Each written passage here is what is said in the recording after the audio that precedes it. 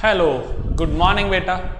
थोड़ा सा लेट हो गए आज एंड आज आप लोगों की लाइव क्लास नहीं हो पाई, उसके लिए माफ़ी चाहेंगे आप लोगों से। थोड़ा सा आज डिस्टर्ब हो गया था सिस्टम, बट चलेगा, कोई नहीं। आज का दिन आपका ख़राब ना जाए और आप आज एटलीस्ट बायो पढ़ें, तो उसके लिए बेटा जी एक वीडियो मैं आप लोगों के लिए अपलोड कर रहा हूँ। एंड इस वीडियो में बेटा जी हम लोग आपके साथ बातें करेंगे अबाउट द एबायोटिक फैक्टर। आपने बेटा जी अपना जो लास्ट एबायोटिक फैक्टर पढ़ा था बेटा जी, वो था बेटा जी लाइट, जो आपने पढ़ना शुरू किया था। आपने लाइव क्लास में ये जान लिया था कि जो अपना एबायोटिक फैक्टर है उसके अंदर लाइट की बातें कर रहे थे हम यहाँ पे, कि वहां पे हम मेनली जो सोलर रेडिएशन है जो सन से आती है, हम उसे 3 पार्ट्स में डिवाइड करते हैं। एक का आपने नाम रखा था विजिबल स्पेक्ट्रम, जहां पे आप लोग फिजिक्स में नाम पढ़ते हैं विबग्योर, जो 400 से लेके 700 नैनोमीटर की वेवलेंथ की रेंज में आता है। विबग्योर में जो V है उसका मतलब वॉयलेट और वॉयलेट से पहले, मतलब हाईली एनर्जेटिक और लेस इन द वेवलेंथ जो रेज है बेटा जी, वो थी आपके यहाँ पे यूवी रेज। और उस रेज को मैं आपने कहा था फर्दर 3 टाइप की है, UVA, UVB, UVC। उनकी वेवलेंथ की बातें आप लोगों ने कर ली थी। फिर आपने बेटा जी बातें की थी अबाउट द इंफ्रारेड, जो उसके बाद की बात हुई थी बेटा जी। आपने ये कहा था कि यूवी जो लास्ट आपने कहा था, यूवी जो अपने यहाँ पे सी टाइप की होती है वो कंप्लीटली एब्जॉर्ब हो जाती है आपके बेटा जी स्ट्रेटोस्फेयर में। बी वाली नीचे आती है और हाईली एनर्जेटिक है, जो कि मोस्ट हार्मफुल एडिशन बनने वाली है। और आपकी यूवी ए जो है वो नॉन हार्मफुल है। इवन आपके बेटा जी रेड एल्गी उसका यूज करती है in the synthesis of the food में।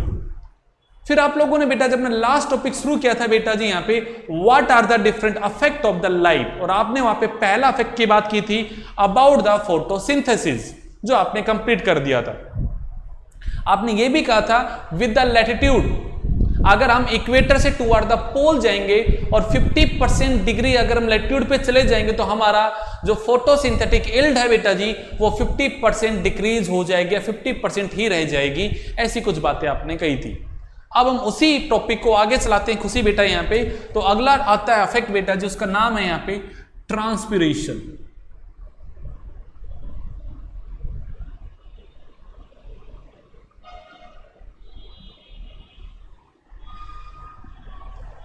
उम्मीद करता हूं आप लोगों ने 11th क्लास में बड़ा अच्छे से पढ़ा है और आपको याद भी होगा स्टोमेटा की जो ओपनिंग होती है उस पे ब्लू एंड रेड लाइट का अफेक्ट पड़ा है आप लोगों ने।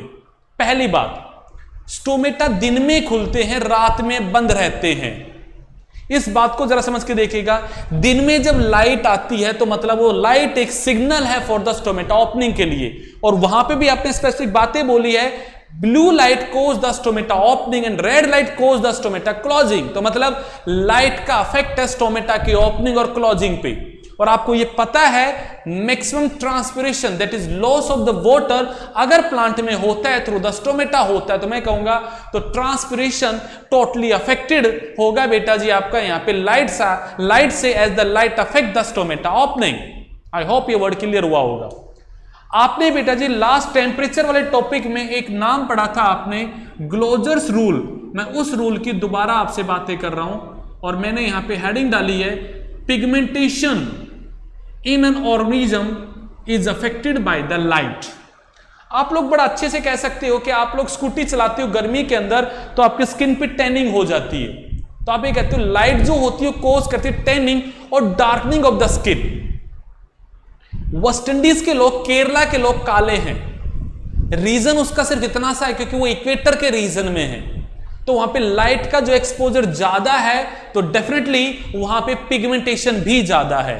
तो आपने कहा पिगमेंटेशन और कहोगे the synthesis of the melanin pigment in the skin और its deposition in the skin is depend upon the light exposure, और light exposure initiate the pigment deposition. आप ऐसा कह सकते हैं। ओके, एक चौथा वर्ड आपने बड़ा खूबसूरती से पढ़ा होगा, वो वर्ड होगा बेटा जी फोटोपैरिडिज्म। इस पे पूरा एक टॉपिक आया था आपका बेटा जी 11th क्लास में। इस वर्ड का कुछ ऐसा मतलब था चंचल जी, द ड्यूरेशन और the duration of the light available to a plant. आप कितनी देर के लिए एक प्लांट को लाइट दे रहे हो, उसका ड्यूरेशन जो होता है वो भी एक प्लांट को अफेक्ट करता है, बट वो उसकी ग्रोथ को नहीं, उसके डेवलपमेंट को नहीं, उसकी फ्लावरिंग को अफेक्ट करता है। तो आपने पढ़ा था in the plant the duration of the light exposure affect the flowering, and on the basis of this photoparadism plant are divided into 3 category. पढ़ा है चंचल आपने कि हमने पीयूष बेटा जी इस फोटोपैरेडिज्म के बेसिस पे प्लांट को 3 कैटेगरी में डिवाइड किया था बेटा जी। हिमांशु हमने नाम दिया था बेटा जी SDP, that is 100 day plant that require duration of light shorter than the critical period for the proper flowering. नाम लिखा था LDP, long day plant, any plant that require exposure of light duration longer than the critical period, वो है बेटा जी LDP। Third नाम आया था बेटा जी NDP, न्यूट्रल डे प्लांट, जिनमें duration of light never affect the flowering, वो है बेटा जी आपके न्यूट्रल डे प्लांट। तो आपने कहा 3 तरह के हम बेटा जी यहाँ प्लांट की बातें करते हैं। अब एक पॉइंट आता है, सर प्लांट में तो हमने पढ़ लिया, but what about animal? What about animal? क्या लगता है निधि, रिधि गुड़िया, क्या लगता है? सारिका, कविता, क्या लगता है? क्या फोटोपैरेडिज्म का इफेक्ट एनिमल में है? क्या पढ़ा है कहीं आपने? अरे कहीं पढ़ा है? आपका आंसर होना चाहिए यस, पढ़ा है हमने। सीजनल ब्रीडर, कॉन्टिन्यूअस ब्रीडर, क्या ये नाम पढ़े हैं आपने फर्स्ट चैप्टर में? सीजनल ब्रीडर मतलब जो एक पर्टिकुलर सीजन में ही रिप्रोडक्शन करते हैं। कॉन्टिन्यूअस ब्रीडर जो थ्रू आउट द ईयर उनमें रिप्रोडक्टिव साइकिल एक्टिव रहती है। हिमांशु पढ़े तो हैं ये वर्ड हमने। सीजनल ब्रीडर क्यों है? वो उसी सीजन में आके ही रिप्रोडक्शन क्यों करता है? आंसर समझाया था मैंने आपको वहां पे कि वहां भी फोटोपैरेडिज्म का इफेक्ट है। याद कीजिएगा, आपने एक वर्ड पढ़ा था कि हमारे पाइनियल ग्लैंड से हार्मोन आता है मेलेटोनिन, और मेलेटोनिन का level is depend upon photo period, and melatonin affect the level of GnRH, and GnRH affect the release of gonadotrophin। Kirtika गुड़िया, क्या ये चीज मैंने नहीं समझाई आपको पहले चैप्टर में? आपका आंसर होना चाहिए समझाइए हमने। अरे समझाइए आयुष, आर्यन, ये चीज पढ़ी हमने। मैं वही चीज दोहराता हूं, फोटोपैरेडिज्म का इफेक्ट प्लांट में तो पढ़ाई है कि आपके 3 तरह के प्लांट होते हैं, बट एनिमल में भी photoperiodism affect the reproductive cycle. Reproductive cycle को अफेक्ट करेगा। देखिएगा आपके सामने आंसर है। फोटोपैरेड अफेक्ट करता है आर्यन मेलेटोनिन हार्मोन को जो निकलता हमारा पाइनियल ग्लैंड से है, और मेलेटोनिन हार्मोन अफेक्ट करता है बेटा जी GnRH हार्मोन के लेवल को, और GnRH का हार्मोन का लेवल अफेक्ट करता है पिट्यूटरी ग्लैंड को for the release of the gonadotropins. और गोनेडोट्रोपिन्स बेटा जी एक्टिवेट करते हैं हमारे गोनाड्स को for the formation and the development of the gametes. Answer आपके सामने है। तो यस, एनिमल्स के अंदर भी फोटोपैरेडिज्म का इफेक्ट है ऑन द रिप्रोडक्शन। बट एक और पॉइंट आता है, क्या सिर्फ रिप्रोडक्शन पे इफेक्ट है? क्या किसी और चीज पे नहीं? तो मैं कहूंगा और भी इफेक्ट है on the migration of the birds. On the migration of birds पे भी फोटोपैरेड का इफेक्ट है। खुशी अब पॉइंट आएगा दिमाग में, sir how it affect the migration.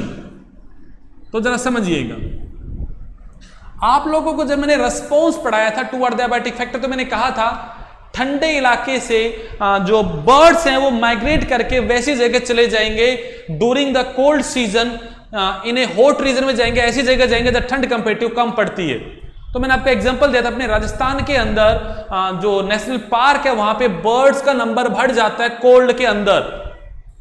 वही बात को समझिएगा, वो कब माइग्रेट करेंगे वो चीज डिपेंड करती है बेटा जी यहाँ पे फोटोपैरेड पे। तो जरा वर्ड सुनिएगा, जो नॉर्दर्न हेमिस्फीयर के बर्ड्स हैं, जो बेटा जी नॉर्दर्न हेमिस्फीयर के जो बर्ड्स हैं वो माइग्रेट करेंगे toward the south when photoperiod start decreasing और बिकम शॉर्ट। समझो, फोटोपीरियड छोटा हो गया मतलब और ठंड पड़ने वाली है, तो वो क्या कर रहे हैं, ये फोटोपीरियड और छोटा होने लगा, वैसे ही वो नॉर्दर्न से कहां चले गए, साउथ की साइड में भगे, क्योंकि उन्हें पता है यहां पे ठंड ज्यादा है इस टाइम पे, तो मैं यहां चला जाता हूं। आपको पता है दोनों अपोजिट है, हमारी धरती कैसी है, टेढ़ी है। अगर नॉर्थ पे ठंड है तो कंपेरेटिव साउथ में क्या मिलेगी उस टाइम पे, कम ठंड मिलेगी या सर्दी गर्मी मिलेगी। उल्टा है, जब साउथ में ठंडी पड़ेगी तो यहां पे क्या मिलेगी, गर्मी मिलेगी। रोटेट कर रही है अर्थ, याद कराओ, लॉजिक लगाओ यार, लॉजिक लगाओ। एसएस पढ़ी आप लोगों ने, एसएस पढ़ी है, लॉजिक लगाओ, logic logic logic logic logic लगाओ। धरती टिल्ट है, अगर साउथ पे सर्दी है तो डेफिनेटली नॉर्थ पे सर्दी नहीं है मेरे भाई। तो वही बात हो रही है कि नॉर्दर्न हेमिस्फीयर के जो बर्ड मूव करते toward the south when the photoperiod becomes short, और जैसे ही फोटोपीरियड बढ़ना शुरू होगा वो अपनी जर्नी को, वो अपनी सफर को उल्टा कर लेंगे, उल्टा कर लेंगे, यस उल्टा, क्योंकि उन्हें पड़ा है अब यहां पे अगर बढ़ने लगा तो हम यहां पे अपने प्रॉपर हैबिटेट पे वापस पहुंच जाएंगे। इस तरह से जो माइग्रेशन ऑफ द बर्ड है वो भी डिपेंड करता है बेटा जी आपके यहां पे फोटोपीरियड पे। एक और बात आती है, एनिमल्स के केस में तो डेली रिदम, आप ये कह सकते हो फ्रोजिंग, मतलब उनका सर्च ऑफ द फूड जो है वो भी डिपेंड करती है फोटोपीरियड के हिसाब से ही उन्होंने लाइट के बेसिस पे ही अपनी डेली रिदमिक एक्टिविटी को सेट कर रखा है। मैं वर्ड बोल रहा हूं, जो भी एनिमल्स में डेली रिदम होती है,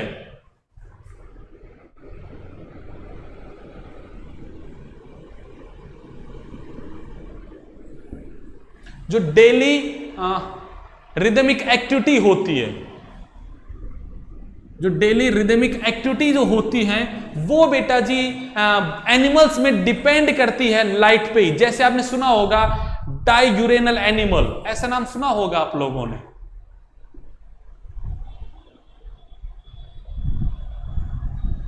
आपने नाम सुना होगा नॉक्टर्नल एनिमल,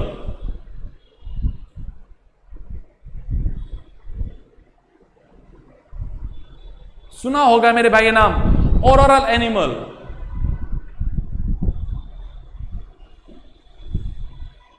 आपने नाम सुना होगा बेटा जी वेस्परल एनिमल।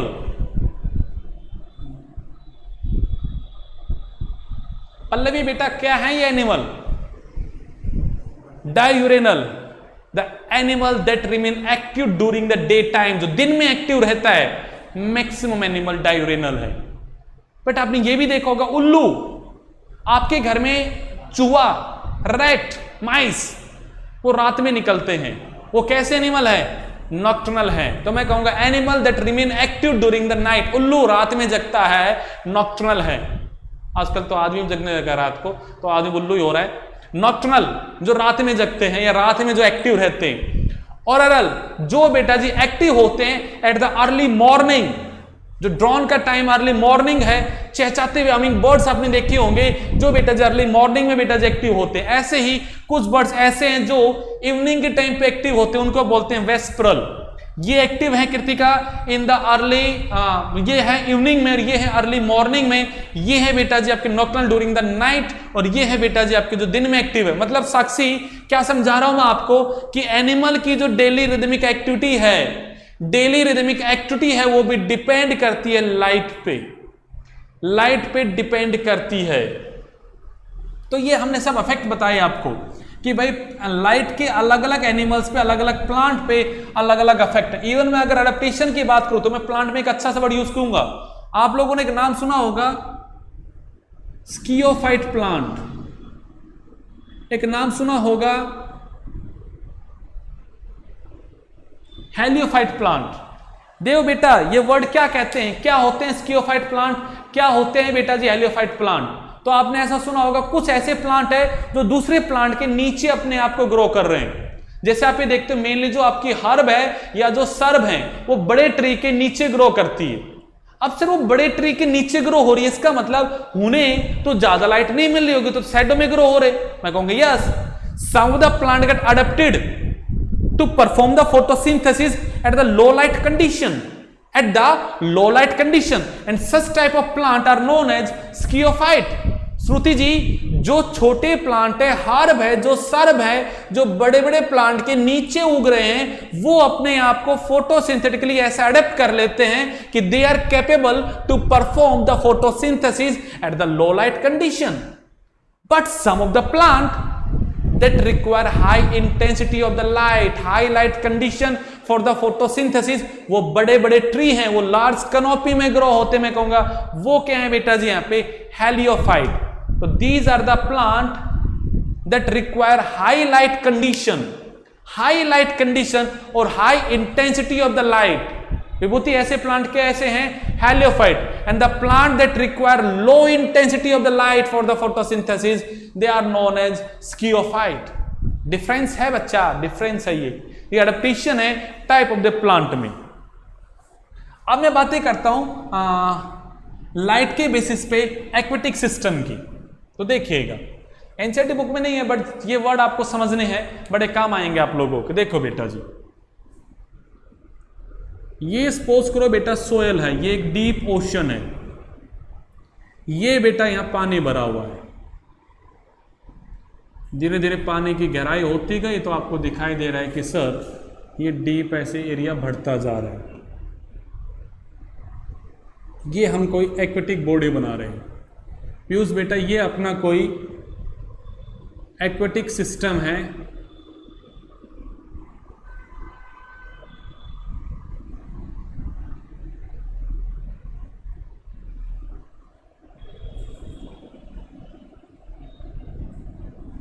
जहां आपको आप ऐसा बना के समझा रहे हैं. देखिएगा आप ये कह रहे हो सर ये यहां पे सन है, तो यहां पे एक ऐसा हिस्सा है जहां पे अप टू द बॉटम तक सन की रेज पहुंच रही है, बट ये एक ऐसा हिस्सा है जहां अप टू द बॉटम तक सन की रेज नहीं पहुंच रही है. तो मैं कहूंगा पूरी एक्वेटिक सिस्टम को मैं दो कैटेगरी में डिवाइड करता हूं. वृंदा बेटा मैं इसे दो कैटेगरी में डिवाइड करता हूं. मैं ये वाला जो जोन है मैं उसे नाम दूंगा लिथोरल जोन. नाम को समझो, लिथोरल जोन. क्यों कहा मैंने ऐसा? एक ऐसा जोन जहां पे sunlight reaches up to the bottom, sunlight reaches up to the bottom. और ये कौन सा एरिया होगा? जो भी किसी कोस्टल एरिया का, जो मैं कहूंगा जो भी बेटा सैलो कोस्टल रीजन है, समुंदर का जो किनारा है, जो सैलो कोस्टल कम गहराई वाला जो कोस्टल एरिया है, वो कहलाएगा लिथोरल जोन. स्नेहा गुड़िया, मुस्कान गुड़िया, वो कहलाएगा, पवित्रा वो कहलाएगा लिथोरल जोन. मुस्कान नाम को समझो, अनामिका गुड़िया, ये वो जोन है जहां पे sunlight reaches up to the bottom. Sunlight reaches up to the bottom, वो जोन है बेटा जी लिथोरल जोन. चलिएगा, बट सर ये तो वो जोन है जहां पे लाइट नीचे तक नहीं पहुंच रही, तो मैं कहूंगा बेटा ये लिथोरल जोन नहीं है. फिर तो आप कहोगे सर ये जोन जहां पे लाइट नीचे तक नहीं पहुंच रही, मैं इस जोन का नाम रखूंगा लाइमनेटिक जोन.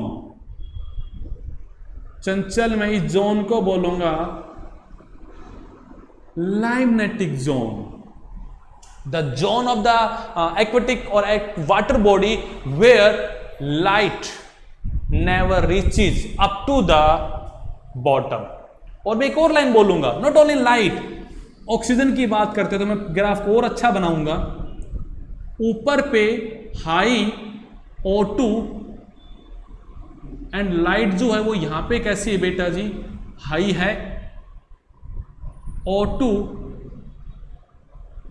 एंड लाइट यहां कैसी है? लो है. मतलब जितना हम नीचे जाएंगे ऑक्सीजन अवेलेबल भी कम होता जा रहा है और लाइट अवेलेबल भी कम होता जाएगा. इवन एक टाइम आएगा जहां लाइट तो एब्सेंट ही हो जाएगा. मैं ऐसे जोन को बोलूंगा लाइमनेटिक जोन. आई होप ये वर्ड क्लियर होंगे. अब इस लाइमनेटिक जोन को मैं फर्दर दो हिस्सों में तोड़ देता हूं. मैं ऐसा हिस्सा बना देता हूं,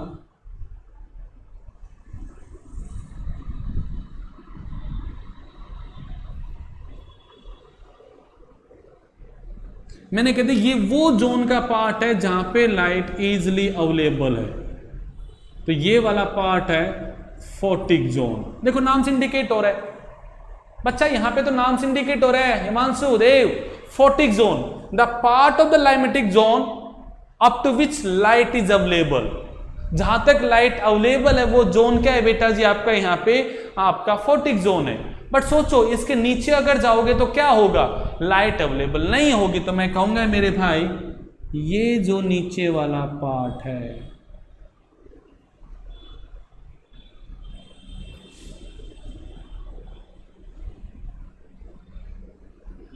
ये कहलाएगा यूज बेटा aphotic zone where the light is not available. अब एक फोटिक जोन में बात करते हैं। सर जितना लाइट नीचे पेनिट्रेट कर रहा होगा उसकी एनर्जी तो कम होता जाएगा क्योंकि वो लाइट पानी से टकरा रही है। तो सर जितना जितना नीचे जाएगा धीरे धीरे धीरे धीरे धीरे धीरे उसकी वेवलेंथ तो कम या उसकी लाइट इंटेंसिटी कम होती जाएगी और वेवलेंथ तो बढ़ती जाएगी। मैंने कहा हम अगर प्लांट की बात कर रहे हैं तो मैं कहूंगा प्लांट के बेसिस पे मैं इसको फर्दर दो हिस्सों में तोड़ देता हूं बेटा जी। इस जोन का मैं नाम लिखूंगा बेटा जी यूफोटिक जोन और मैं इस हिस्से को बोलूंगा ये है बेटा जी डिसफोटिक जोन। फोटिक जोन के दो पार्ट, आपको सर किस बेसिस पे, मैं कहूंगा यूफोटिक जोन वो है जहां लाइट अवेलेबल है मोर देन कंपनसेशन पॉइंट। ये इस वीडियो का क्वेश्चन है आपके लिए। मुझे आप बताओगे प्लांट में कंपनसेशन पॉइंट क्या होता है, ये आपने 11th क्लास में पढ़ा है, ये मुझे आप लोग आंसर देंगे इस वीडियो को देखने के बाद। ये इस वीडियो का आपका क्वेश्चन है जो आपको सोल्व करके मुझे बताना है what do mean by compensation point in the plant. इस बात का क्या मतलब है कि लाइट जो मिलेगी वो मोर देन द कंपनसेशन होगी। प्लांट में इस कंपनसेशन पॉइंट क्या होता है, आपको ये कंपनसेशन पॉइंट मुझे बताना है। मैंने पढ़ा रखा है आप लोगों को, तो मुझे इसका आंसर आप लोग मैसेज करेंगे, मैं वेट करूंगा आपके मैसेज का और इससे मुझे ये पता लगेगा आपने वीडियो देखा या नहीं देखा। चलिएगा अगले वर्ड में आते हैं। मैंने कहा डिसफोटिक वो जोन है फोटिक जोन का जहां लाइट बिलो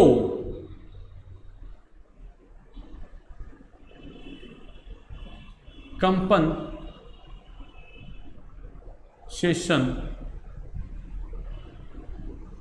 पॉइंट है, जहां लाइट बिलो कंपनसेशन पॉइंट है वो है बेटा डिसफोटिक जोन। जब ये वर्ड आप मुझे बता दोगे तो मैं इसकी बातें दोबारा आपके साथ कर लूंगा। चलिएगा अब आता है एफोटिक जोन। जैसा कि नाम इंडिकेट कर रहा है सर ये वो जोन है जहां पे लाइट अवेलेबल नहीं है, मतलब ये डार्क जोन है सर, ये डार्क जोन है। मैं कहूंगा ओके इस जोन के भी हम दो हिस्से बोल देते हैं। सॉरी ये जो ऊपर वाला हिस्सा मैं कहूंगा इसी को हम कह देंगे एफोटिक है या इसे हम कह देंगे ये प्रोफंडल जोन है, डार्क जोन है। अब कोई आपसे पूछे क्या एफोटिक जोन में प्लांट अवेलेबल होंगे, क्या एफोटिक जोन में अनामिका जी प्लांट होंगे? आपका आंसर होगा नो। जब भाई लाइट ही नहीं है तो प्लांट वहां फोटोसिंथेसिस कैसे करेगा? पवित्रा जब लाइट ही नहीं है तो यहां प्लांट फोटोसिंथेसिस कैसे करेगा? तो मैं कहूंगा यहां प्लांट अवेलेबल नहीं, यहां पे सिर्फ और सिर्फ अवेलेबल है तो क्या है बेटा जी, कंज्यूमर्स हैं बेटा जी, कंज्यूमर प्रेजेंट होंगे, बट यहां पे प्रोड्यूसर क्या होंगे बेटा जी, एब्सेंट होंगे। अब आता है इसका bottom zone.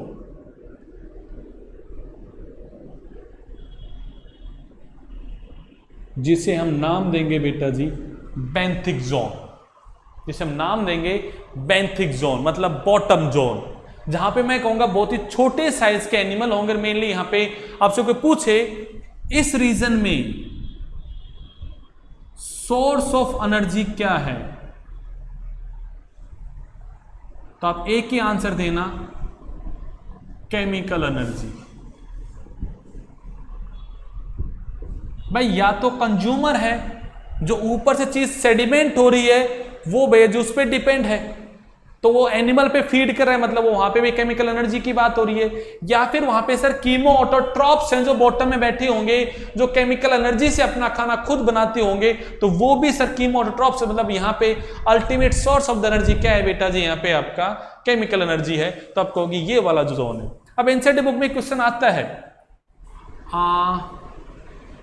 What is the source of energy below more than या इन ए सी बिलो मोर देन 500 मीटर्स। कि अगर हम एक नदी में, एक समुद्र में नीचे चले गए 500 मीटर की गहराई से ज्यादा, तो आप ये कहोगे सर इतना नीचे अगर हम चले गए तो लाइट अवेलेबल नहीं होगी। तो आप ये कह सकते हो फोटिक जोन मैक्सिमम 200 मीटर तक अवेलेबल होता है, 200 से नीचे लाइट नहीं पहुंच पाती है मेरे भाई।